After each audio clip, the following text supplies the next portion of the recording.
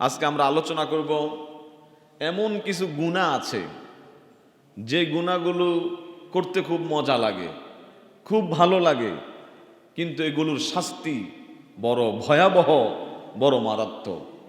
অনেক সময় আমরা ইচ্ছায় অনিচ্ছায় কৌতূহলবশত এই গুনাহগুলোকে হালকা মনে করে আমরা করে থাকি। কিন্তু আমরা যদিও এগুলোকে হালকা মনে করি, কিন্তু আল্লাহ এবং তার রসুলের দৃষ্টিতে, ইসলামের দৃষ্টিতে এই গুনাহগুলো হালকা নয়, বরং এগুলো হচ্ছে মারাত্মক ধরনের অপরাধ। এমন অপরাধ যার শাস্তি অনেক ক্ষেত্রে দুনিয়াতেও পাওয়া লাগে এবং আখেরাতেও পাওয়া লাগবে। আর এরকম গুনাহ অনেক আছে, তার মধ্যে আজকে আমরা মাত্র 4টি গুনাহ সম্পর্কে আলোচনা করব। কয়টি গুনাহ সম্পর্কে? 4টি, খুবই গুরুত্বপূর্ণ। আল্লাহ রাব্বুল আলামিন পবিত্র কোরআনে হাকিমে বলেন, মা ইয়ালফিযু মিন কাওলিন ইল্লা লাদাইহি রাকীবুন আতীদ। আল্লাহ বলেন, বান্দা এমন কোনো কথা উচ্চারণ করে না যেই কথাটা একজন বিচক্ষণ সংরক্ষণকারী ফেরেশতা, পাহারাদার ফেরেশতা যেটা রেকর্ড করে না। অর্থাৎ আমরা মুখ দিয়ে ভালো মন্দ যে কথাটাই উচ্চারণ করি, পৃথিবীর কেউ জানুক অথবা না জানুক, শুনুক অথবা না শুনুক, একজন পাহারাদার ফেরেশতা নিয়োজিত আছেন, তিনি আমাদের ভালো মন্দ সকল কথা তিনি রেকর্ড করতেছেন। বলেন আল্লাহু আকবার। এই জন্য এই গুনাহগুলো অধিকাংশ ক্ষেত্রে আমাদের জবান দ্বারা, কথার মাধ্যমে সংগঠিত হয়ে থাকে। এই জন্য নবীজি সাল্লাল্লাহু আলাইহি ওয়াসাল্লাম বলেছেন, সহিহ বুখারীর বর্ণনায়, তিরমিজিতেও এসেছে, মাং সমাতা নাজা, যে চুপ থাকে সে নাজাত পায়। কথা যত কম বলা যায় তত মুক্তি পাওয়ার সম্ভাবনা তত বেশি। কথা যত বেশি বলবো তত ভুল হওয়ার, গুনাহ হওয়ার সম্ভাবনা তত বেশি থাকে। সম্মানিত মুসল্লিয়ান, 1 নাম্বার মজাদার গুনাহ, যেই গুনাহটা আমরা রাস্তাঘাট, দোকানপাট, বাড়িতে, খাওয়ার টেবিলে, বাজারে, মিটিংয়ে, গল্পে, আড্ডায় এই গুনাহটা অহরহ হচ্ছে, যেটা খুবই কমন গুনাহ। আলেম থেকে জাহেল পর্যন্ত, জাহেল থেকে মাস্টার পর্যন্ত, মূর্খ শিক্ষিত, এমনকি ইদানিং আমাদের অনেক ওলামায়ে কেরামের মাঝেও এই গুনাহটা ছড়িয়ে ছিটিয়ে গিয়েছে। যদি আপনারা একটু বুদ্ধি খাটান তাহলে বুঝবেন সেই গুনাহটা হলো গীবত। সেই গুনাহটা কি? গীবত। আছে না নাই? অনেক সময় অনেক পরিবারেও গীবত, বাপ সন্তানের বিরুদ্ধে তার অনুপস্থিতিতে গীবত গায়। কিছু কিছু সন্তান এমন আছে, বাপ মায়ের বিরুদ্ধে অন্য জায়গায় গিয়ে অন্য মানুষের কাছে গীবত শিকায়েত করে। দোকানপাটে বসে গীবত চলে, খাওয়ার টেবিলে গীবত চলে, সারাদিন কাজ কাম করে রাত্রে ঘুমোতে গিয়েছে, ঘুমানোর আগেও গীবত চলে। গীবত এমন ভাবে ছড়িয়ে গিয়েছে, এটা থেকে এখন বাঁচা বড় কঠিন।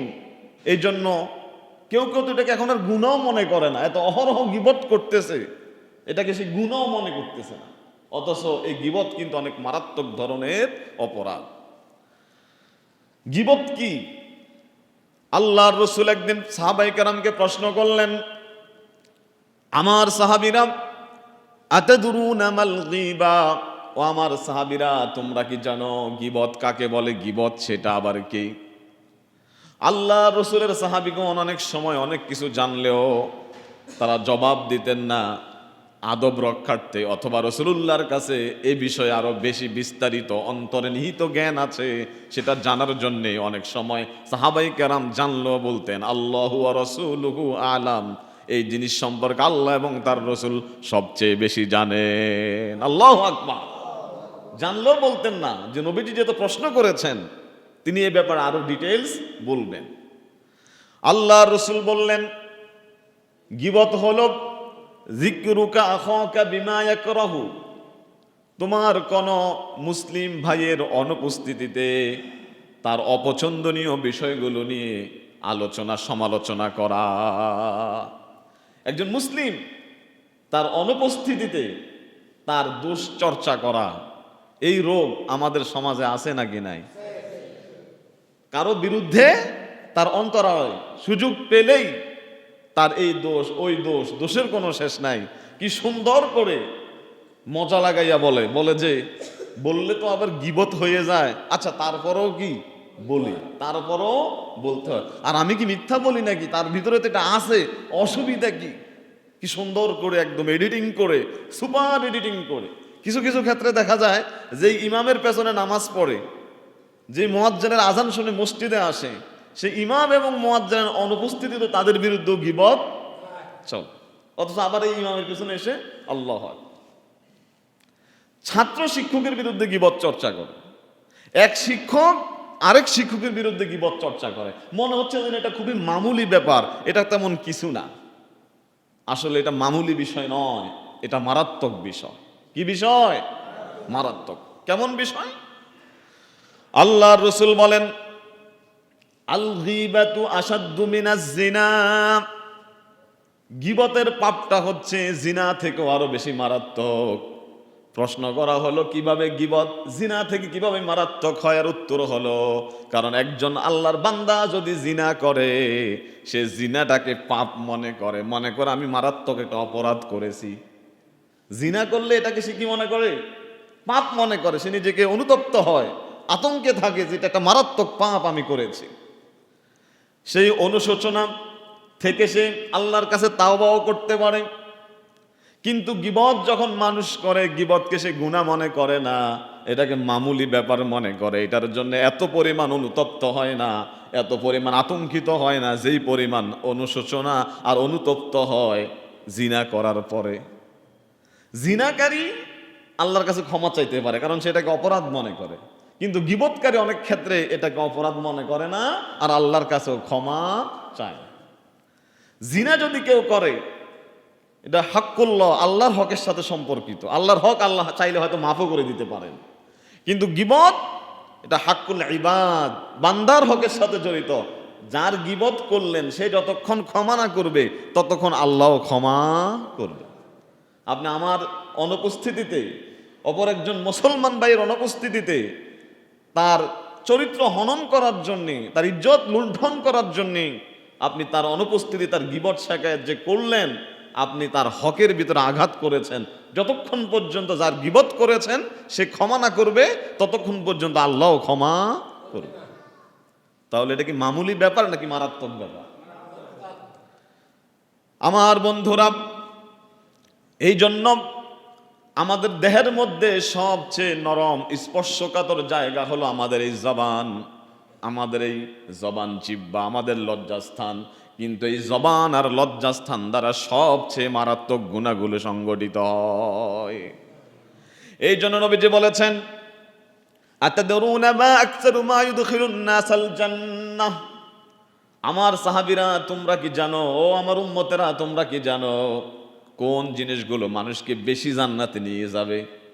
কোন জিনিসগুলো মানুষকে বেশি, অর্থাৎ কোন গুণগুলো মানুষকে বেশি জান্নাতে নিয়ে যাবে? রাসূলুল্লাহ নিজে জবাব দিলেন, এরকম গুণ হচ্ছে দুইটা, মানুষকে বেশি জান্নাতে নিয়ে যাবে। এই দুইটা গুণের কারণে মানুষ বেশি জান্নাতে যাবে। এরকম গুণ হচ্ছে মাত্র কয়টা? এক, তাকওয়াল্লাহ, আল্লাহর ভয়। দিনে রাতে, আলোতে অন্ধকারে, গোপনে প্রকাশ্যে, অফলাইনে অনলাইনে, যে কোনো জায়গায় যে অন্তরে আল্লাহর ভয় লালন করে, এই ভয়ের কারণটা তার জান্নাতে যাওয়ার অন্যতম একটি কারণ হয়ে যায়। আর দুই নম্বর হইল হুসনুল খুলুক, উত্তম চরিত্র। যার ভিতরে তাকওয়ার গুণ আছে আর যার চরিত্র ভালো, এই দুইটা গুণ অধিকাংশ মানুষকে আল্লাহর জান্নাতে নিয়ে যাবে। এবার রাসূলুল্লাহ প্রশ্ন করলেন, ও আমার সাহাবীরা তোমরা কি জানো, আতাদরি মা আকসারু মা ইউদখিলুন নাসান নার, কোন দুটি দোষ মানুষকে অধিক পরিমাণে জাহান্নামে নিয়ে যাবে? কোন দুটি দোষের কারণে মানুষ অধিক পরিমাণে জাহান্নামে যাবে? আল্লাহ নবীজি নিজে উত্তর দিলেন, একটা হলো আল ফামু, আরেকটা হলো আল ফারজু। একটা হইল জবান, আরেকটা হইল লজ্জাস্থান। মানুষ বেশিরভাগ জাহান্নামে যাবে এই জবানের কারণে আর হচ্ছে লজ্জাস্থানের কারণে। দেহের সবচেয়ে স্পর্শকাতর জায়গা দ্বারা সবচেয়ে মারাত্মক গুনাহ, এত বড় মারাত্মক গুনাহ যে এই দুটার কারণে অনেক সময় জাহান্নামে যাওয়ার সম্ভাবনা তৈরি হয়ে যায়। কেননা এই গীবত মানুষ কি দিয়া করে? জবান দ্বারা। বলেন কি দিয়া? অথচ অহরহ এই গীবত চলছে। এই জন্য জবান এবং লজ্জাস্থান এর যথাযথ ব্যবহার, কোনো অপব্যবহার যেন না হয়, এই জবান দ্বারা যেন কারো গীবত শেখায়েত যেন না হয়, এর জন্য সতর্ক থাকতে হবে। নবীজি বলেন, মাইয়াজমানলি মা বাইনা লাহিয়াইহি ওয়া মা বাইনা রিজলাইহি আজমানু লাহুল জান্নাহ। আল্লাহু আকবার। আল্লাহর রাসূল বলেন, আমার যে উম্মত জবান আর লজ্জাস্থানের ব্যবহারের ব্যাপারে নিশ্চয়তা দিতে পারবে, আমি রাসূল তার জান্নাতে যাওয়ার পথে জামিন হব। আমরা যদি জবানের যথাযথ ব্যবহার করতে পারি আর লজ্জাস্থান ব্যবহারের ব্যাপারে আমরা নিশ্চয়তা দিতে পারি, রাসূলুল্লাহ আমাদেরকে জান্নাতের নিশ্চয়তা দিচ্ছেন। সুবহানাল্লাহ। এই জন্য এই গীবত যেন না হয় সেটা আমাদেরকে খেয়াল রাখতে হবে। গীবত কত বড় মারাত্মক ধরনের গুনাহ, এই গীবতেরও কাফারা আছে। গীবতের কি আছে? আমরা রোজার কাফারা জানি, কসমের কাফারা জানি। আজকে জেনে নেন, কারো গীবত করলে সেটারও কাফারা আছে। বানিয়ে বলছি না, বাইহাকি শরীফের বর্ণনা এসেছে, রাসূলুল্লাহ বলেছেন, ও ইন্না মিন কাফারাতিল গীবাতি আন তাস্তাগফিরা লিমান ইগতাবতাহু তাকুলু আল্লাহুম্মা গফির লানা ওয়া লাহু, আল্লাহুম্মা গফির লানা ওয়া লাহু। গীবতের কাফারা হচ্ছে দুইটা। বলেন কয়টা? আবার বলেন, গীবতের কাফারা কয়টা? অর্থাৎ আমি আর আপনি যদি কারো গীবত করে থাকি, এক নাম্বার কাফারা, যার গীবত করেছি তার কাছ থেকে ক্ষমা চেয়ে নিতে হবে। কত বছর আগে করছেন, কতদিন আগে করছেন, যদি তার সাথে জীবনের কোনো চলার পথে রাস্তার বাঁকে কোথাও দেখা হয়ে যায়, তার কাছে মিনতি করে বলবেন, আমি আপনার অজান্তে আপনার দুশ্চর্চা করেছি, আপনি আমাকে আল্লাহর জন্য আপনি আমাকে ক্ষমা করে দিবেন। এটা লজ্জার কিছু নাই, লজ্জার কিছু নেই। দুনিয়াতে যদি আল্লাহর ওই বান্দা এভাবে যদি কেউ বলে, আমার মনে হয় না ক্ষমা না করে থাকতে পারে। একজন লোককে যখন আপনি বলবেন যে আপনার অজান্তে আপনার কিছু সমালোচনা আমি করেছি যেটা প্রয়োজন ছিল না, মনে কষ্টে নেবেন না প্লিজ। ওই লোক যদি মানুষ হয়ে থাকে তাহলে অবশ্যই সে হাসি দিয়ে বলবে, আরে না না কি বলেন, কোনো সমস্যা নাই, আল্লাহ ক্ষমা করুন, কথা কন ঠিক কিনা। কিন্তু এই সামান্য জিনিসটাকে যদি, এই বিনয়টাকে যদি লুকিয়ে রাখি, আমরা জমা করে রাখি, তাহলে এই মামলা কিন্তু দুনিয়াতে শেষ হবে না, এই মামলা আখিরাত পর্যন্ত গড়াবে। সে আখিরাতের মাঠেও ওই আল্লাহর বান্দা যতক্ষণ পর্যন্ত ক্ষমা না করবে, আল্লাহ ততক্ষণ ক্ষমা করবে। এখন প্রশ্ন হলো, হুজুর আমি যার গীবত করেছি তার যদি আমি সন্ধান না পাই, সে ইন্তেকাল করেছেন, মারা গেছেন, তার বা অনেক দূরে চলে গেছেন, তার কোনো আমি সন্ধান পাচ্ছি না, তাহলে আমার উপায় কি? আমি কি ক্ষমা পাবো না? না, ইসলাম আপনার জন্য একটি সুবিধা রেখেছে।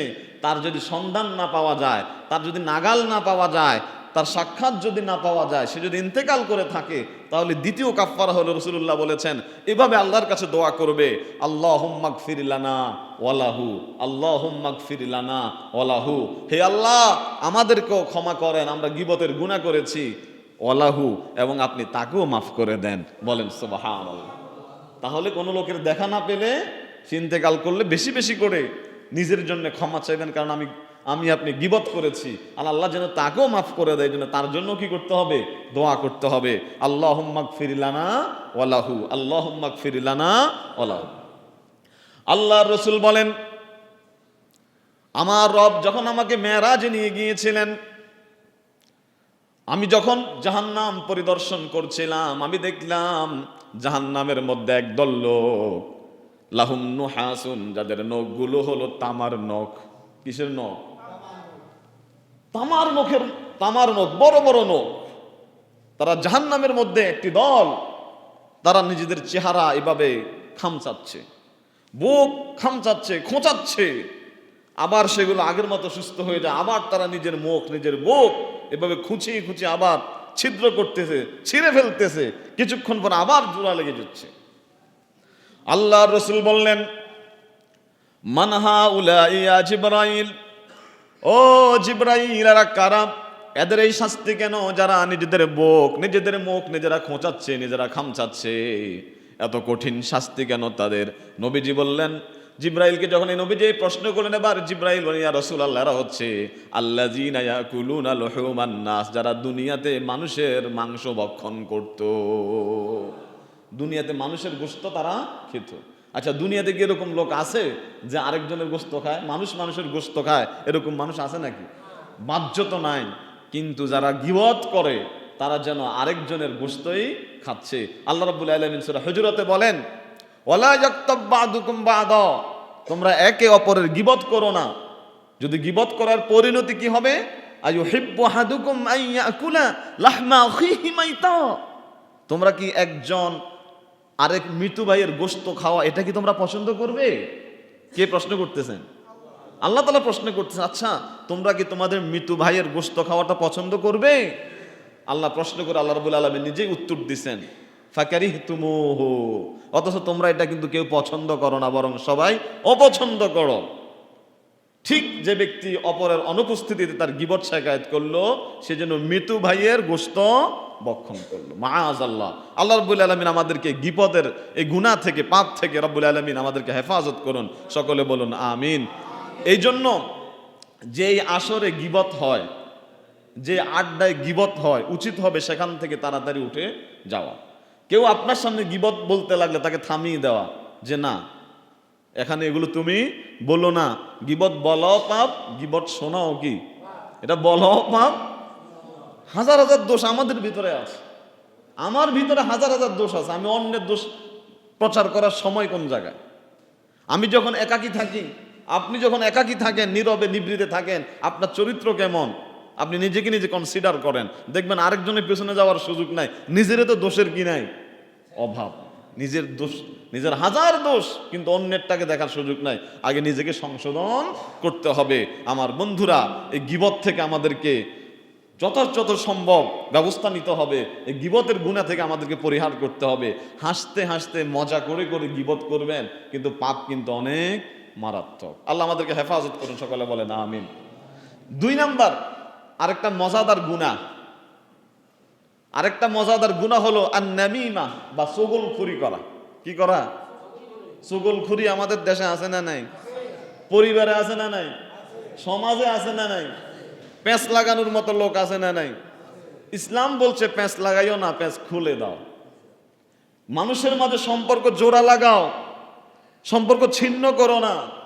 কিন্তু আজকে আমাদের পরিবার 2 ভাইয়ে ঝগড়া, কেউ মিলাই দেওয়ার মতো লোক নাই, ভাঙ্গার মতো লোক আছে। দূরত্ব তৈরি করার মতো হাজারো লোক আছে, কিন্তু দুজনকে মিলিয়ে দেওয়ার মতো লোক খুবই কম। সমাজের মধ্যে ফাটল, বাড়ি বাড়ি ফাটল, ঘরে ঘরে ফাটল। মীমাংসা করার মতো তেমন লোক পাওয়া যায় না। কিন্তু ফাটলকে কিভাবে আরো ভেদ করা যায়, আরো বড় করা যায়, দূরত্ব কিভাবে আরো বাড়ানো যায়, এরকম লোক আছে আলেম ওলামার ভিতরেও। অত্যন্ত দুঃখজনক। আলেমদের দরকার ছিল সমস্ত মুসলমানদেরকে কিভাবে একটা ইউনিটিতে নিয়ে আসবে, দায়িত্ব নিয়ে। বিভিন্ন মতাদর্শের লোক আছে, কিন্তু তারা তো ইমানদার, তারা তো আল্লাহকে স্বীকার করে, রসুলকে কি করে? স্বীকার করে। তাদের মাঝে, পরস্পরের মাঝে দূরত্ব তৈরি না করে তাদেরকে ডেকে এনে এক জায়গায় বসানো, সমস্ত আলেমদেরকে একটা ছায়ায় নিয়ে আসা, একটা একতা তলে নিয়ে আসা। আলেমরা যদি এক তলে আসতো, মুসল্লিরাও কি? কিন্তু আমরা আলেমরাও কি অনেক সময় একতালে আসতে হবে না।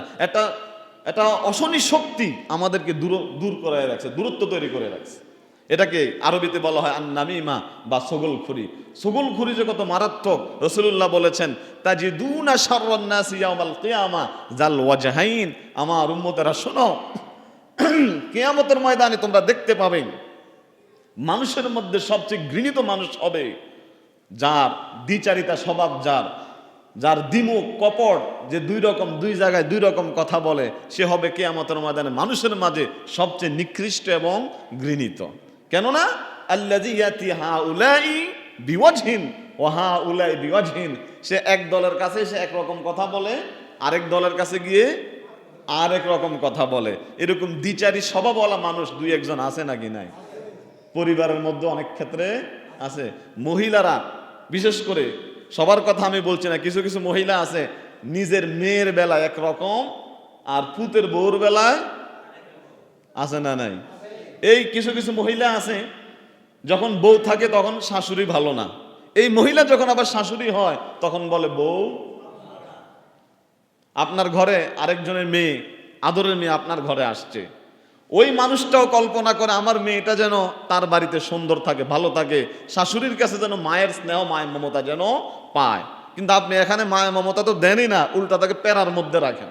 আবার আপনি কামনা করেন আপনার মেয়ে যেন অন্যের বাড়িতে তার শাশুড়ির কাছে যেন মায়ের স্নেহ মায়া মমতা পায়। এরকম কেন? আপনি যদি নিজেরটাকে আদর করেন, ভালো রাখেন, আপনার মেয়েকেও আল্লাহ রাব্বুল আলামিন আরেক জায়গায় কি রাখবে। কিন্তু আপনি আরেকজনেরটাকে অশান্তি তৈরি করবেন আর আশা করবেন নিজেরটা ভালো থাকবে, কখনো এটা ভালো থাকা হবে না। আপনার মেয়ের জামাইকে আপনি বসে নিয়ে আসতেছেন, আপনার কথায় ওঠে আর বসে, আর নিজের ছেলে শ্বশুর বাড়ি যাওয়া তো দূরের কথা, আর আশেপাশে যাইতে পারে না, শ্বশুর শাশুড়ির সাথে ভালো করে কথা বলারও সুযোগ আপনি দেন না। এরকম দ্বিচারী স্বভাব কিন্তু রাখা যাবে না। এটাকে এক ধরনের চগলখড়ি বল, কথা কন ঠিক কিনা? এই এলাকাতে এক ভাইয়ের কাছে বলে যে তোরে তো তোর ভাই এই কইছে সেই কইছে, মানে দূর করাই দেয়। আবার তার কাছে গিয়ে বলে তোর ভাই আমার কাছে এটা এটা, তাকেও কি করে দেয়, দূর করে দেয়, মানে ফাটল তৈরি করে, ফাটল আরো বাড়াইয়া দেয়, কমায় না। এরকম দ্বিচারী স্বভাব কিয়ামতের ময়দানে সবচেয়ে বেশি নিকৃষ্ট এবং ঘৃণিত হবে। নবীজি বলেন লা ইয়াদখুলুল জান্নাতা কাত্তাতুন, ছগলখোর জান্নাতে যাবে না, ছগলখোর জান্নাতে যাবে না। সহিহ বুখারীর হাদিস। মানে জান্নাতে না যাওয়ার অনেকগুলো কারণ আছে, তার মধ্যে এটা অন্যতম একটা কারণ। এই ছগলখোরির কারণেও বহু লোক জান্নাতে যেতে পারবে না। আপনি অবাক হবেন, রাসূলুল্লাহ সাল্লাল্লাহু আলাইহি ওয়াসাল্লাম একদিন একটা গোরস্থানের পাশ দিয়ে তিনি যাচ্ছিলেন, তখন উনি তো নবী, তিনি দেখলেন দুটো কবরের মাঝে আযাব চলতেছে। কয়টা কবরের মাঝে? দুইটা কবরের মাঝে আযাব চলে। আল্লাহ রাসূল সাল্লাল্লাহু আলাইহি ওয়াসাল্লাম বললেন একটা কবরের মধ্যে এই জন্য আযাব চলতেছে, লা ইয়াস্তাতিরু মিনাল বাউলি, এই কবরে যে আছে সে প্রস্রাব করে কখনো প্রস্রাব থেকে ভালোভাবে পবিত্র হতো না। পেশাব করার পরে দিলাকুলো পানি ঠিকমতো পরিষ্কার এবং পবিত্রতা অর্জন করতো না। এই কারণে তার কবরের ভিতরে কি চলতেছে? আজকে বাংলাদেশেরও যে প্রজন্ম, অসুস্থ প্রজন্ম তৈরি হচ্ছে বাংলাদেশে, বহু ছেলেরা আছে প্রস্রাব বসে প্রস্রাব করে না, দাঁড়ায় দাঁড়ায় কি করে, এমনকি প্যান্ট এমন স্টাইলে প্যান্ট পরছে, এগুলো তো ইংরেজরা বানাইয়া দিছে, বিধর্মীরা বানাইয়া দিছে, যেন যেন বসতে কি না পারে, দাঁড়ায় দাঁড়ায় প্রস্রাব করে। প্রস্রাব করার পরেই একটু টিস্যু ব্যবহার করে না, পানিও ব্যবহার করে না, কারণ সে মনে করে যে আমি তো নামাজ পড়ি না। আমি কি পড়ি না? টিস্যু পানি তো ওই লোক ব্যবহার করবে, মুরব্বীরা, মুরব্বী যে নামাজ পড়ে সে ব্যবহার করবে।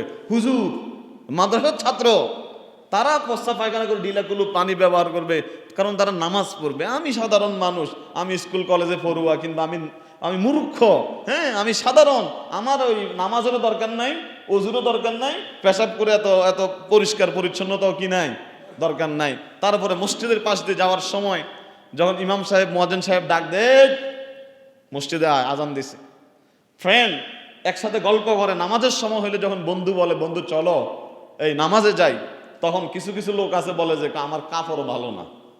আর কি ভালো না? কাপড় ভালো না মানে ওই যে প্রস্রাব করে সে কি হয় নাই, পরিষ্কার হয় নাই। মাআযাল্লাহ, শয়তানের কত বড় আক্রমণ! অথচ নামাজ তো দূরের কথা, শুধু পেশাব থেকে ভালোভাবে পরিষ্কার পরিচ্ছন্ন পবিত্র না হওয়ার কারণে রাসূলুল্লাহ দেখলেন একটা কবরের মধ্যে আযাব চলতেছে। জীবনে এই কাজ করবেন না। আপনি যখনই যেখানে আছেন সবসময় পবিত্র হালতে থাকার চেষ্টা করবেন। ওই অবস্থা যদি আজরাইল আলাইহিস সালাম চলে আসে, পেশাব করে আপনি পবিত্র হইলেন না, আপনার কাপড় খারাপ, আপনি নাপাকি অবস্থায় আছেন, আজরাইল আলাইহিস সালাম এসে যদি বলে আপনার এখনই কি সময় শেষ, এখনই আপনার রূহ কবজ করা হবে, আপনি যদি 1000 বার বলেন আমাকে 2টা মিনিট সময় দাও, আমি একটু পরিষ্কার হয়ে আসি, পবিত্র হয়ে আসি, আমার গায়ে প্রস্রাবের ছিটা ফুটা লেগে আছে, এই অবস্থায় মারা যাওয়া তো আসলে ঠিক না, আমি কাপড়টা একটু চেঞ্জ করি, আমাকে 2টা মিনিট সময় দাও, কি বলেন? মালাকুল মউত আজরাইল আলাইহিস সালাম দিবেন? দিবেন দিবেন দিবেন? আপনি কোন সাহসে প্রস্রাব করে, পেশাব করে, পায়খানা করে আপনি অপবিত্র অবস্থায় ঘুরতেছেন, নাপাকি শরীরের মধ্যে লাগিয়ে ঘুরতেছেন? এই সাহস আপনি কোত্থেকে পান? আমি হাতে পায়ে করজোর করে বলি, আমার সম্মানিত মুসল্লিয়ান যারা এই আলোচনা দেখছেন, শুনছেন, শুনবেন, এই কাজ কখনো করবেন না। যতটুকু সম্ভব নিজেকে পবিত্র, পরিষ্কার, নাপাকি মুক্ত অবস্থায় থাকার চেষ্টা করবেন। বলেন ইনশাআল্লাহ। আল্লাহ নবীজি দেখলেন আরেক কবরের মধ্যে ওয়াম্মাল আখর ফাকানা ইয়ামশি বিন নামিমাহ, সহিহ বুখারীর বর্ণনায় আরেক কবরের মধ্যে আযাব চলতেছে, সেটা হলো চগলখুরির কারণে। এই কবরে যে আছে সে বেঁচে থাকতে চগলখুরি করত, এই জন্য তার কবরের মধ্যে আযাব। তার মানে চগলখোর যারা মানুষের মাঝে দূরত্ব তৈরি করে, পরিবারে পরিবারে দূরত্ব তৈরি করে, সমাজে সমাজে দূরত্ব তৈরি করে, দলে দলে দূরত্ব তৈরি করে, এরা হচ্ছে ছগলখোর। এদের জাহান্নাম যাওয়া মোটামুটি কি কনফার্ম। কথা বলেন ঠিক কিনা? এখন তো আবার এই এতদিন মানে দলাদলি ছিল রাজনীতিতে, আওয়ামী লীগ, বিএনপি, জামাত। এখন শুরু হয়েছে আর্জেন্টিনা আর কি, আর্জেন্টিনা এক দল, মানে মনে হয় যেন পুরো দেশ এখন দুই দলে বিভক্ত। এক দল আর্জেন্টিনা আর এক দল কি কোফাকুফি পর্যন্ত হয়। অলরেডি 4-5 জন মারাও গেছে। কোথায় আর্জেন্টিনা আর কোথায় ব্রাজিল? কোথায় তোর মেসি? কোথায় তোর নেইমার? কোথায় তোর রোনাল্ডো? তোর কি খালতো ভাই লাগে, না তোর কোনো আত্মীয় লাগে, না তোর দেশের মানুষ, না তোর ধর্মের মানুষ, না তোর জন্য টাকা পাঠায়, না তোর চাকরি ব্যবস্থা করছে, না তোর এক কাপ চা খাওয়াই আছে, তার জন্যে রাতের পর রাত নাই তুই সজাগ থাকস, খেলা দেখস। তুই টাকা খরচ করে গেঞ্জি বানাইছস, যাত্রী বানাইছস, তুই পতাকা বানাস, বাড়ি পেন্ট করস, তারপরে সেই ইহুদির বাচ্চা ইহুদিদেরকে কেউ কিছু বললে তাদের তেরে যাস মারার জন্যে, তার বিরুদ্ধে কথা বললে তোর ইগুতে লাগে, খুন করে ফেলাস। কি কারণ? কারণটা কি? মেসি জিতলে কি আমাদের কোনো লাভ আছে? এই আর্জেন্টিনা জিতলে কি আমাদের কোনো লাভ আছে? আমার জন্য আপনার জন্য কি 2 টাকা পাঠাবে, মিষ্টি পাঠাবে, না আমাদের দেশের জন্য কিছু পাঠাবে? কিছুই নাই। জিতলো সে, হারলো কি সে, আমাদের কিচ্ছু নাই। বরং কিছু কিছু পোলাপাইন আছে বলে যে হুজুর খেলার সাথে ধর্মকে টানবেন না, খেলা এক জিনিস, ধর্ম কি? এটা হলো শয়তানের একটা অন্যতম একটা সূত্র। খেলা এক জিনিস, ধর্ম আরেক জিনিস হলে ফজরের সময় মসজিদ কেন খালি থাকে, খেলার সময় কেন দোকানের মধ্যে লোক ভরপুর থাকে? কারণ কি? আজকে যদি দেখতাম সবাই মসজিদে এসে 5 ওয়াক্ত নামাজ পড়তেছে, খেলার করে যেরকম লোক দেখা যায় মসজিদে তো এরকম দেখা, যদি দেখতাম যে না নামাজের সময় সবাই এসে নামাজ পড়তেছে আবার খেলাও দেখে, তাহলে বুঝতাম যাক ধর্ম মানে খেলাও কি দেখে। তুমি শুধু খেলার মধ্যে আসো, মসজিদে তো আসো না। মসজিদ কেন খালি? মসজিদ কেন খালি? আজকে এটা কেমন কথা? সে তোমার কি হয়? মেসি, রোনাল্ডো, নেইমার, ব্রাজিল আর তোমার কি? বরং আমরা যদি ইসলামের দৃষ্টিতে তাকাই, ওরা হলো ইহুদি খ্রিস্টান। কোন মুসলমান কোন ইহুদি খ্রিস্টানকে অনুকরণ ভালোবাসতে পারে না। আপনি রাগ করেন, আল্লাহর কোরআন বলছে ইয়া আইয়ুহাল্লাযীনা আমানু লা তাত্তাখিযুল ইয়াহুদা ওয়ান নাসারা আউলিয়া। সূরা মাইদা এসেছে, হে ঈমানদারগণ তোমরা কোন ইহুদি নাসারাকে তোমরা বন্ধু বানায়ো না। আপনি বলবেন যে বন্ধু না হলে আপনি গেঞ্জি কেন বানাইলেন তার নামে? আপনার পকেটের টাকা দিয়ে আপনি পতাকা কেন ঝুলাইলেন? আপনার পকেটের টাকা দিয়ে আপনি মেসি জিতলে আপনি কেন এলাকায় গরু জব করে খাওয়ান? হ্যাঁ, ব্রাজিল হারলে আপনি কেন মইরা যান? নেইমার খেলতে না পারলে আপনার কেন একবার? কিছু কিছু বলদ দেখলাম ওই যে ফেসবুকে দেখি, আল্লাহর কাছে আল্লাহ আল্লাহ আল্লাহ, জীবনে কিচ্ছু চাই না, টাকা পয়সা কিচ্ছু চাই না, আল্লাহ তুমি মেসিরে জিতাই দাও, আর্জেন্টিনারে জিতাই দাও। কথা কোন আছে না নাই? আল্লাহর কাছে দোয়া করে ইহুদির জন্য, যারা হলো জমিনের সবচেয়ে বড় অভিশপ্ত।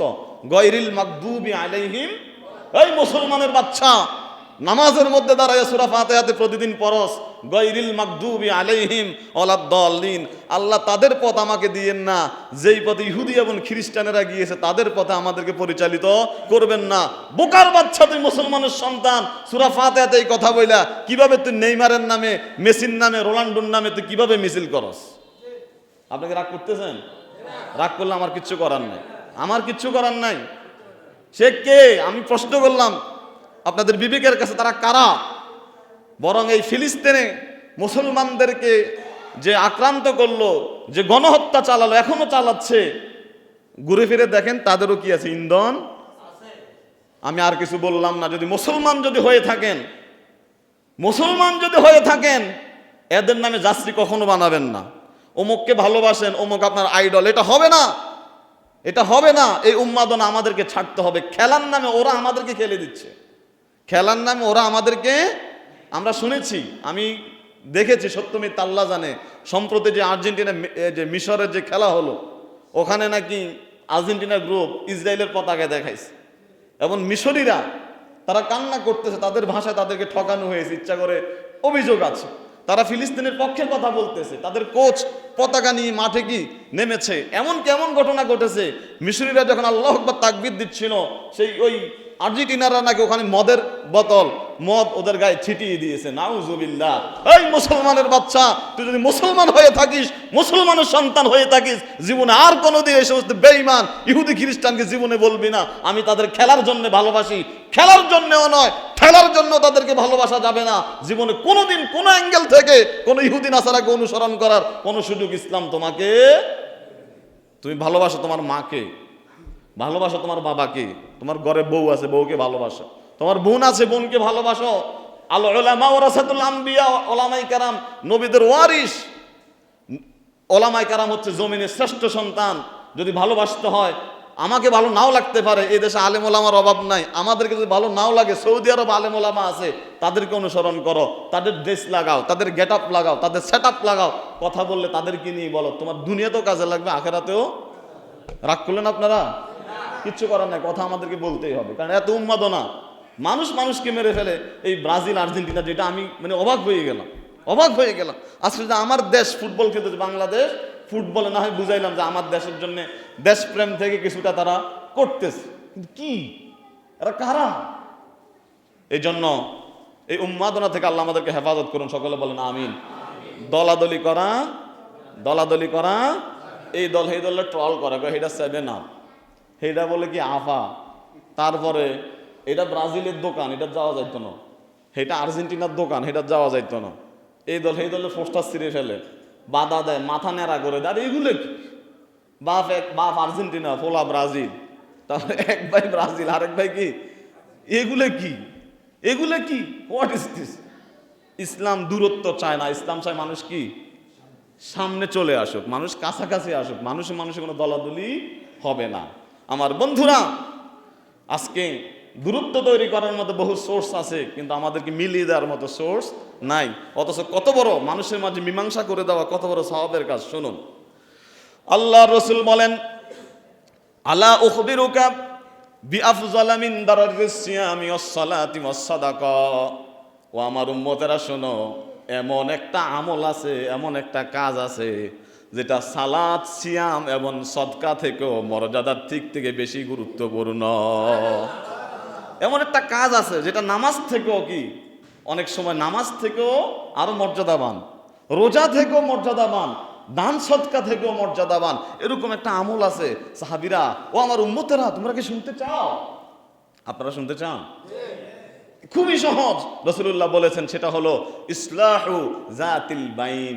ইসলাহু জাতিল বাইন, সহিহুল জামে নামে হাদিস গ্রন্থে এসেছে, দুইজন মানুষের মাঝে মীমাংসা করে দেওয়া, দূরত্ব তৈরি করে তাদের মাঝে জোড়া লাগিয়ে দেওয়া, সম্পর্ক তৈরি করে দেওয়া, শত্রুতা পরস্পর এটাকে মান অভিমান ভেঙ্গে তাদেরকে মিলিয়ে দেওয়া হচ্ছে অনেক ক্ষেত্রে নামাজ, রোজা এবং দান সদকা থেকে আরো বেশি উত্তম। সুবহানাল্লাহ বললেন না? তাহলে আমরা কি মানুষকে মিলিয়ে দিব নাকি দূর করে দিব? বাপ ছেলে মান অভিমান করছে, করতেই পারে, আপনি দায়িত্ব, চাচা আপনি এলাকার মুরব্বী, একদিন বাপকে ডাকেন, একদিন ছেলেকে, এরে তোরা বাপ ছেলে তো কে, তোরা তুই তো রক্ত থেকে, তে তো তার সন্তান, আয়, মান অভিমান ভালো না। ছেলে যদি বেয়াদবি করে, দুটো ধমক দিয়ে মিলিয়ে দেন, এতে বিশাল সব আপনি পাবেন। দুই ভাই ঝগড়া লেগে আছে, আজকে 5 বছর কথা বলে না, 10 বছর কথা বলে না, বাড়ির মাঝখানে দেয়াল টানায় ফেলছে। এরকম ভাইও আছে, জায়গা জমি নিয়ে, জমির জায়গায় জমি ভরে থাকবে, এই ভাইও থাকবে না, ওই ভাইও একদিন। আপনি দায়িত্বশীল, ডেকে আনেন, বসায় দেন, দুই ভাইয়ের মিলিয়ে দেন।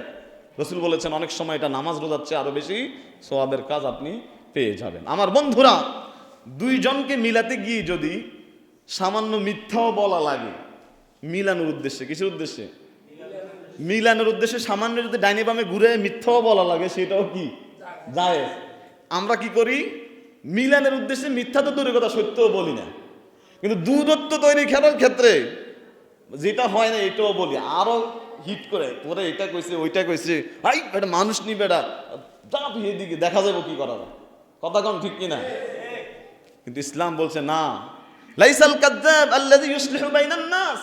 সে মিথ্যুক নয় যে মানুষকে মিলিয়ে দেওয়ার জন্য দু চারটা ঘুরিয়ে পেয়েছে মিথ্যা বলে। কেমন মিথ্যা? ধরুন এক ভাইকে কি বললেন, দেখ তোর বড় ভাই তোর প্রতি কিন্তু অনেক টান আছে, হয়তো কথা বলে না, মান অভিমান করে, কিন্তু ওই দিন কিন্তু তোর জন্য কিন্তু অনেক আফসোস করছে।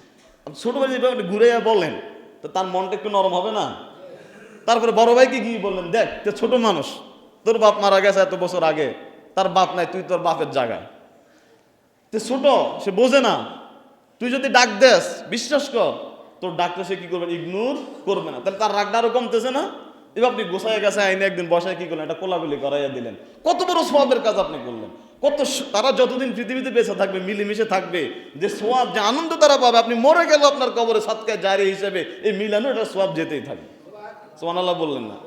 আর ফাটল তৈরি করে মরে গেছেন, যতদিন তারা কষ্ট পাবে মানবিমানের কারণে, আপনার কবরে একটা সৎকার গুনায় জারি হিসেবে একটা গুনাহ কি যেতে থাকবে।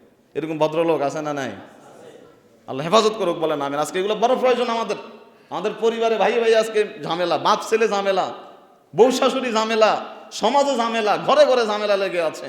আজকে আমাদেরকে দায়িত্ব নিতে হবে, এই কাজগুলো আমাদেরকে করতে হবে। সম্মানিত দিনী ভাইয়েরা, আসুন, তারপরও যারা এই সগুলখুরি যারা করবে, মানুষের মাঝে বিভেদ তৈরি করার জন্য, নবীজি বলেছেন, মান কানা যা ওয়াজহাইনি ফিদ দুনিয়া কানা লাহু ইয়াউমাল কিয়ামাতি লিসানুম মিন নার।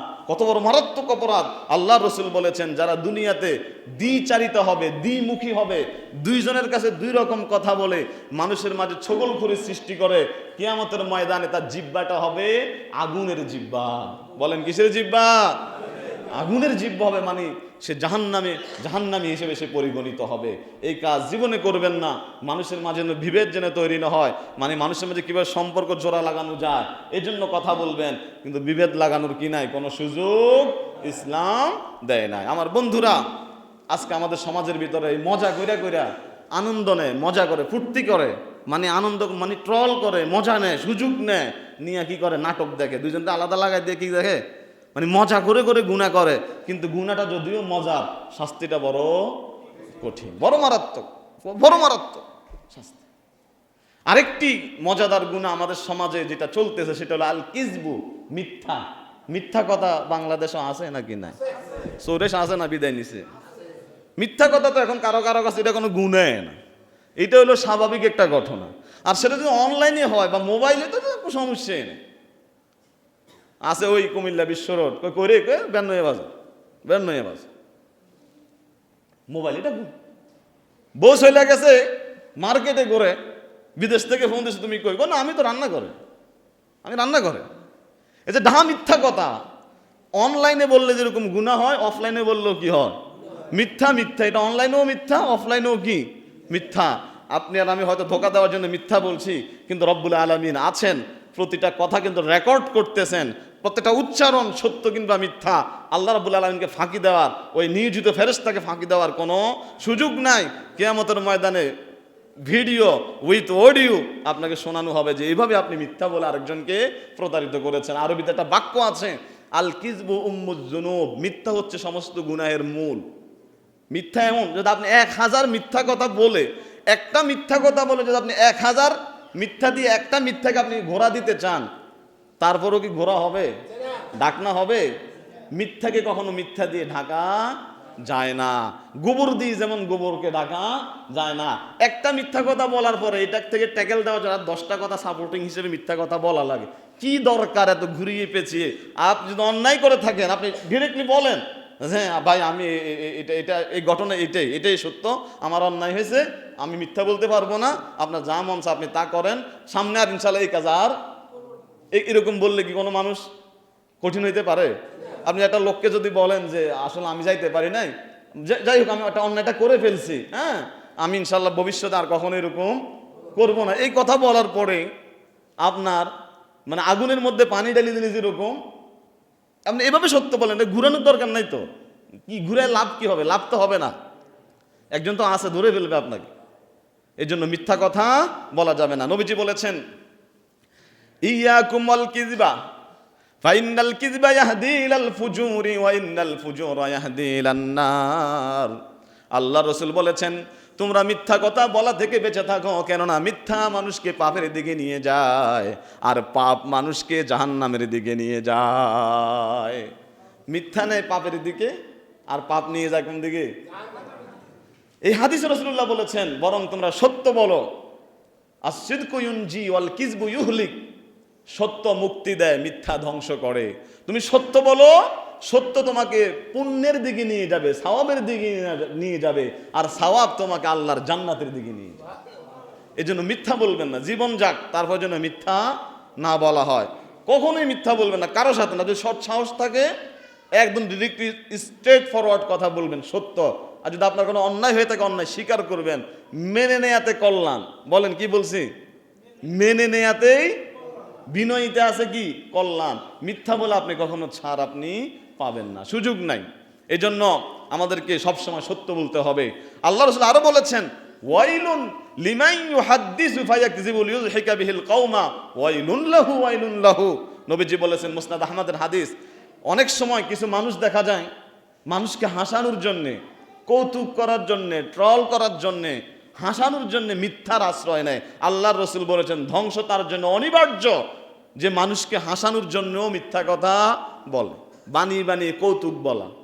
একটা গল্প, একটা ঘটনা ঘটে গেলে এটারে কি সুন্দর করে এডিটিং করে, সুপার এডিটিং করে, মানে যেভাবে বলে এটা মজা লাগবে, এটা খাবে, এ সুন্দর করে সুপার এডিটিং করে যে মিথ্যা কথা বলা হয়।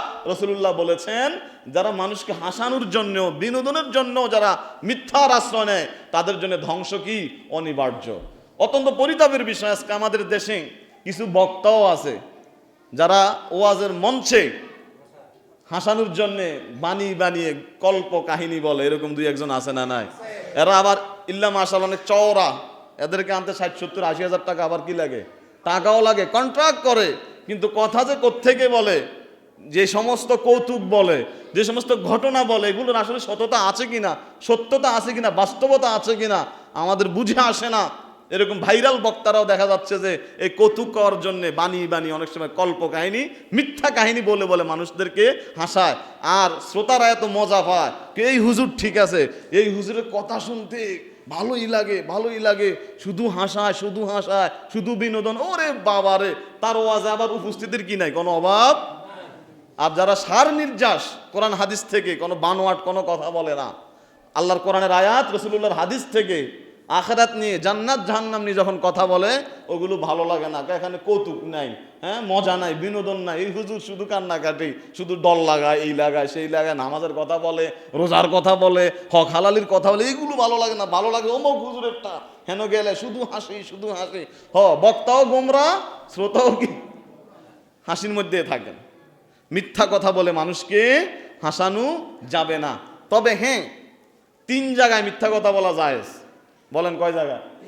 3 আঙ্গুল উঠান তো একটু, দেখান আমার 3 আঙ্গুল দেখান। কয় জায়গায় মিথ্যা বলা জায়েজ? আজকে মিথ্যা কথা বলার সুযোগও কি আমি শিখাই না, এটা রাসূলুল্লাহ সাল্লাল্লাহু আলাইহি ওয়াসাল্লাম বলেছেন। 3 জায়গায় চাইলে আপনি কি মিথ্যাও, তবে ডিরেক্ট না, একটু ঘুরিয়ে গাড়িয়ে বলতে হবে, মানতেক খাটাইয়া তাওরিয়া করে বলতে হবে আর কি, কৌশলী হতে হবে। ডিরেক্ট কিন্তু বলা যাবে না।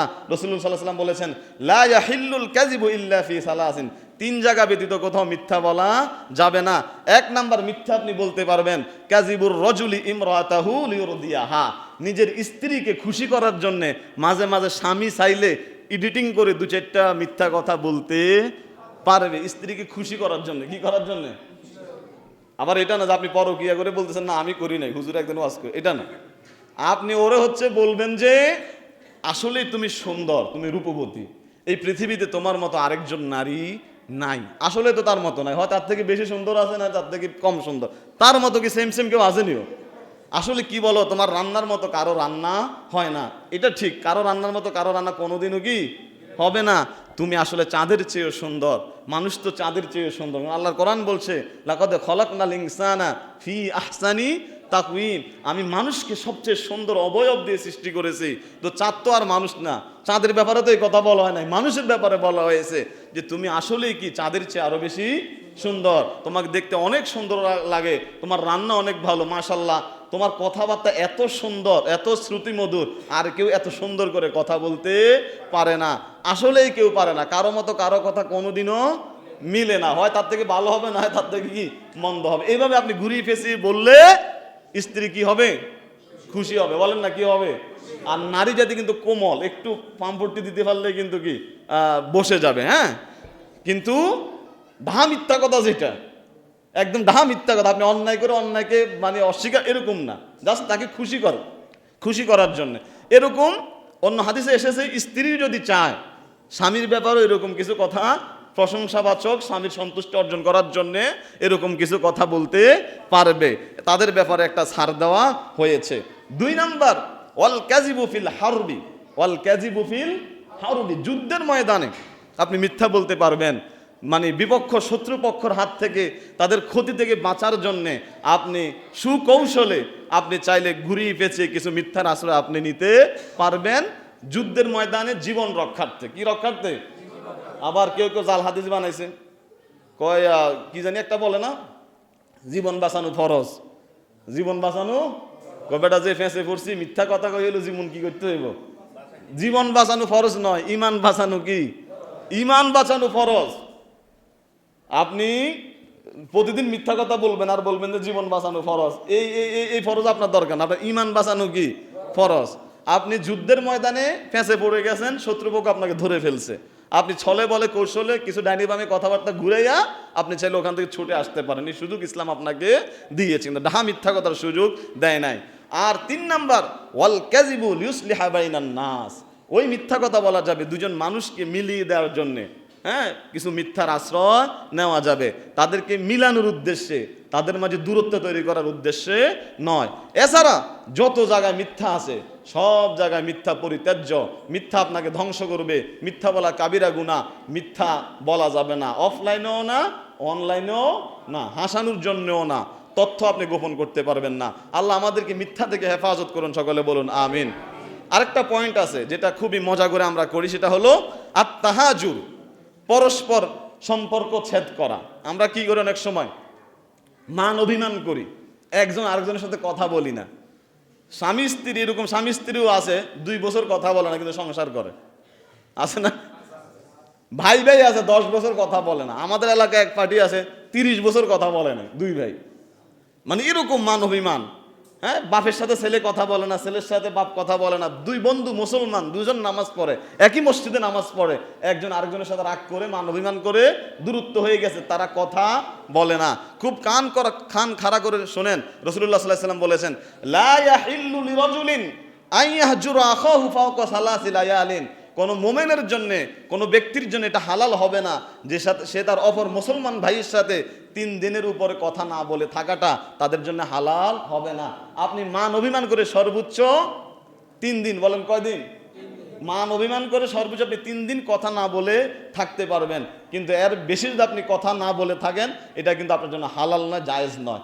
এখন প্রশ্ন হলো, হুজুর অন্যায় করলো সে, আমি নি উজিজেই কথা বলতাম, এরকম বলে না? হে যদি আগে আমার লগে কথা না বলে, আমি কি ছোট? আমি তো তার বড়, আমি এই আমি সেই, হ্যাঁ, আমার সাথে কেন আগে কথা, আমি কেন আগে কথা বলবো? রাসূলুল্লাহ বলেছেন, ওয়া খায়রুহুমা আল্লাযী ইয়াবদাউ বিসসালাম, এই 2 জনের মাঝে সে হইল উত্তম যে আগে সালাম দেয়। সুবহানাল্লাহ কয় না?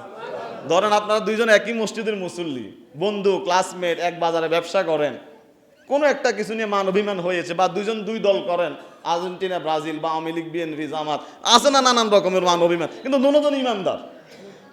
যদি মান অভিমান করে দূরে চলে যান, রাসূলুল্লাহ সাল্লাল্লাহু আলাইহি ওয়াসাল্লাম বলেছেন 2 জনের যখন সাক্ষাৎ হবে, এই 2 জনের মধ্যে যে আগে সালাম দিব, আসসালামু আলাইকুম ওয়া রাহমাতুল্লাহ, আল্লাহ রাসূল বলেছেন এই 2 জনের মধ্যে সে হইল কি উত্তম, বলেন সুবহানাল্লাহ। আচ্ছা একটু কল্পনা করেন তো, যদি আপনি আগে গিয়ে আপনার শত্রুকেও সালাম দেন, আসসালামু আলাইকুম ওয়া রাহমাতুল্লাহ, হে যদি মুসলমান হয়ে থাকে, মানুষের বাচ্চা হয়ে থাকে, সে কি সালামের জবাব না নিয়ে পারবে? আপনার প্রতি হাজার ক্ষোভ থাকলেও সালাম দেওয়ার সাথে সাথে মনে হবে যেন আগুনের মধ্যে পানি ঢালিয়ে দিয়েছেন, একবার নর্মাল হয়ে যাবে, ঠিক না? একবার যদি ওয়ালাইকুম আসসালাম কই ভালা, তো কাজের কাজ হয়ে গেছে, কাজের কাজ হয়ে গেছে। স্বামী স্ত্রী 3 দিনের বেশি রাগ করে থাকবেন না, সালাম দিবেন। নবীজি বলেছেন যে আগে সালাম দিবে সে হলো কি উত্তম। যদি আপনারা এই কাজটা না করেন তাহলে কি হবে শোনেন, আল্লাহ রাসূল বলেছেন, কুল্লু যালিকা লা ইয়ারুদ্দু আলাইহি ফাকাদ বা'a বিসমিহি, আপনি গিয়ে আকবারই তাকে সালাম দিয়েছেন কিন্তু সে আপনার সালামের জবাব নেয় নাই, যে সালামের জবাবটা নেয় নাই তার 2টা গুনাহ। 1 নাম্বার সে সালামের জবাব নেয় না, এই জন্য গুনাহ। 2 নাম্বার সে আপনার ডাকে রেসপন্স করে মিলতে আসে নাই, তার গুনাহ হবে। কিন্তু আপনি তাকে সালাম দেওয়ার পরে, বারবার সালাম দেওয়ার পরে সে যে রেসপন্স করতেছে না, এতে ওই কথা না বলে থাকার যে গুনাহটা আছে, পাপটা আছে, আপনি সালাম দেওয়ার কারণে আপনি সেটা থেকে নাজাত পেয়ে যাবেন। তাহলে ইনশাল্লাহ সালাম দিবেন, ইনশাল্লাহ। কোনো মান অভিমান নাই, কারোর সাথে কোনো কি নাই, কোনো ক্ষোভ রাগ নাই। আপনি যদি মরে যান, 2 জনে রাগ করে আছেন, একজন যদি মরে গেল, এই কষ্টটা নিয়ে এসে মারা গেল, এটা মীমাংসা হলো না, এটা থেকেই গেল মামলাটা, অনেক বড়, এটা আর বাড়লো দিন দিন, অনেক সমস্যা। এই জন্য মানুষের সাথে এত মান অভিমানের কি নাই, কোনো প্রয়োজন নাই। রাসূলুল্লাহ বলেছেন, ফামান হাজারা ফাওকা সালাসিন ফামাতা দাখালান নার। 3 দিনের উপরও যদি কেউ ইচ্ছাকৃতভাবে কথা না বলে, সে যদি মারা যায়, দাখালান নার, এমনও হতে পারে সে জাহান্নামে চলে যাবে, শুধু কথা না বলার কারণ। মানে জাহান্নামে চলে যাবে, মানে জাহান্নামে যাওয়ার এটাও একটা কি অন্যতম কারণ। শুধুমাত্র মুসলমানের সাথে রাগ করে 3 দিনের বেশি কথা না বলে মারা গেলে জাহান্নামে যাওয়ারও কি আছে, সম্ভাবনা আছে, মানে নিশ্চিত। রাসূল সাল্লাল্লাহু আলাইহি ওয়াসাল্লাম বলেছেন। আবার অন্য হাদিসে রাসূল বলেছেন, মান হাজারা আখাহু সানাতান, যে ব্যক্তি কোনো মুসলমানের সাথে রাগ করে মান অভিমান করে 1 বছর কথা বলে না, কত বছর, ফাহুয়া কা সাফকি দামিহি, সেজন্য তাকে হত্যা করলো। কি করলো? 1 বছর একজনের সাথে রাগ করে কথা না বলা মানে তাকে যেন আপনি হত্যার মতো অপরাধ করে ফেলেছেন। আল্লাহ আমাদেরকে ক্ষমা করুন, সকলে বলেন আমিন। আমি বলবো, পরিবারে যারা মায়ের সাথে রাগ করে আছেন, বাপের সাথে রাগ করে আছেন, ভাই ভাই রাগ করে আছেন, বন্ধু বান্ধব রাগ করে আছেন, স্বামী স্ত্রী রাগ করে আছেন, একই মসজিদের মুসল্লি রাগ করে আছেন, আমি তখনই সার্থক হব যদি আমি শুনি যে আগামী জুমার আগেই আমার মুসল্লিরা একে অপরকে সালাম দিয়ে আমল করে মিলে গেছে, তাহলে আমার আলোচনা কি হবে, সার্থক হবে। বলেন ইনশাআল্লাহ, বলেন ইনশাআল্লাহ। আমার বন্ধুরা আসুন, কি হবে এই ছোট্ট একটা দুনিয়াতে আমরা কতদিন বা বাঁচি? কেউ 30 বছর, কেউ 40, কেউ 50, কেউ 60 বছর, খুবই সীমিত সময়, চোখের আড়ালে মুহূর্তে আমাদের টাইমগুলো কেটে যাচ্ছে। কি হবে এত রাগারাগি করে, এত হিংসা বিদ্বেষ করে, এত মান অভিমান রেখে? রাসূলুল্লাহ বলেছেন, লা তাহাসাদু, লা তাহাসাদু, তোমরা একে অপরকে হিংসা করো না। ওয়ালা তাবাগাদু, একজন আরেকজনের প্রতি রাগ দেখাইও না। ওয়ালা তাদাবারু, একজন আরেকজনের ছিদ্রান্বেষণ করো না, দোষ তালাশ করো না। শোনো, ওয়াকুনু ইবাদাল্লাহি ইখওয়ানান, ও আল্লাহর বান্দারা, সীমিত সময়ের এই দুনিয়ায় তোমরা সবাই ভাই ভাই হয়ে যাও। বলেন সুবহানাল্লাহ। রাসূল যেগুলো নিষেধ করছে, আমরা এগুলো কি বেশি? আমরা হিংসা করি পরস্পর, রাগারাগি করি পরস্পর, একজন আরেকজনের দোষ তালাশ করে থাকি। কথা কোন ঠিক কিনা? রাসূলুল্লাহ যেটা করতে নিষেধ করেছেন, আমরা আহলুস সুন্নাত ওয়াল জামাত হওয়ার পরও এটা আমাদের মাঝে আছে বেশি। আর রাসূল বলেছেন, তোমরা সবাই কুনু ইবাদাল্লাহি ইখওয়ানান, তোমরা ভাই ভাই হয়ে যাও, কিন্তু এটার ভিতরে আমরা অনেকেই নাই। আল্লাহ আমাদেরকে হেফাজত করুন, সকলে বলেন আমিন। সম্মানিত দিনী ভাইরা, সর্বশেষ একটা হাদিস আপনাদের উদ্দেশ্যে বলছি। আল্লাহ রাসূল বলেছেন, তুরাজু আমালুন নাসি ফি কুল্লি জুমআতিন মাররাতাইন, প্রত্যেক সপ্তাহে 2 বার বান্দার আমল আল্লাহর কাছে উপস্থাপন করা হয়। কতবার? সপ্তাহে 2 বার। একটা হলো ইয়াউমাল ইসনাইন ও ইয়াউমাল খামিস, সোমবার এবং বৃহস্পতিবারে সাপ্তাহিক আমলটা ফেরেশতারা আল্লাহর কাছে উপস্থাপন করে। আল্লাহ রাসূল বলেছেন, ফায়াগফিরু লিকুল্লি মুমিনিন ইল্লা আবদান বাইনাহু ওয়া বাইনা আখিহি মুসাহিন শাহনাউ। রাসূলুল্লাহ বলেছেন, আল্লাহর কাছে যখন ঈমানদারের আমলনামাটা তোলা হয় সোমবার এবং বৃহস্পতিবারে, আল্লাহ রাব্বুল আলামিন সমস্ত ঈমানদারের সব গুনাহগুলো আল্লাহ মাফ করে দেন। যদি ঈমান থাকে, যদি কি থাকে, মানে ছোটখাটো যে সগীরা গুনাহ যেগুলো আছে আর কি, সগীরা গুনাহগুলো আল্লাহ অটোমেটিক কি করে দেন, মাফ করে দেন। আর কাবিরা গুনাহগুলো যদি তাওবা করে তাহলে সেগুলো আল্লাহ কি করে দেন, মাফ করেন। তবে একটা হাদিসে আছে দুইজনের কথা, আর একটা এই হাদিসে আছে একজনের কথা। তবে যারা আল্লাহর সাথে শিরিক করে তাদের গুনাহ আল্লাহ কি করেন না। তো শিরিকের জন্য শিরিক করা যাবে না, আল্লাহর কাছে ক্ষমা চেয়ে নিতে হবে। আর দ্বিতীয় যে পক্ষটা, সেটা হলো আমাদের আলোচ্য বিষয়, সেটা হলো বাইনাহু ওয়া বাইনা আখিহি শাহনাউ। যখন দুইজন ঈমানদারের মাঝে কি হয়, শত্রুতা থাকে, তখন আল্লাহ এই দুইজনকে কি করে না, সব মাফ করে দেয়। যখন দেখেছে শত্রুতা আছে, লেগে আছে একজন আরেকজনের পেছনে, এই দুজনকে আল্লাহ ক্ষমা করেন না। আল্লাহ রাব্বুল আলামিন তখন ফেরেশতাদেরকে বলতে থাকেন, উতরুকু হাযাইনি হাত্তা ইয়াফিআ, ও আমার ফেরেশতারা, আমার যে বান্দাকে সুযোগ করে দাও, তারা যেন দ্রুত পরস্পরের মাঝে যেন আপোষ করে নেয়, যেন মীমাংসা করে নেয়, তারা যেন মিলিত হয়ে যায়, এই পর্যন্ত অপেক্ষা করো। এখন আমি এটা কাউন্টে নিলাম না, দেখি না তারা কি মেলে কিনা। সুবহানাল্লাহ বলেন। এই জন্য মান অভিমান কি দীর্ঘদিন রাখবেন না, মান অভিমান না রেখে দ্রুত এটা ভেঙে ফেলেন, তাহলে আল্লাহ রাব্বুল আলামিন আমাদেরকে দুনিয়াতেও শান্তি দিবেন, আখিরাতেও মুক্তি দিবেন ইনশাআল্লাহ। আমার বন্ধুরা, আজকে যে কথাগুলো বলেছি, 4টা কথা বলেছি। কয়টা? 1 নাম্বার গীবত করা, আমাদের সমাজে অহরহ আছে। 2 নাম্বার চগলখুরি করা, একটা লোক আছে এই চগলখুরির পেশা হিসাবে নিছে, এর কাজ হলো শুধু কি হাইটে হাইটে কি লাগানো, প্যাঁচ লাগানো, শুধু প্যাঁচ লাগানো। 3 নাম্বার মিথ্যা কথা বলা, আমরা মজা করে মিথ্যা কথা বলি, কিন্তু এটা অনেক বড় অপরাধ।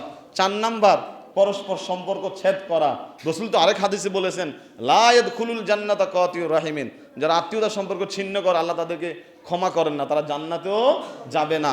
এই এই যে অসৎ চরিত্র বা এই যে বাজে অভ্যাসগুলো আমাদের ভিতরে কিন্তু আছে।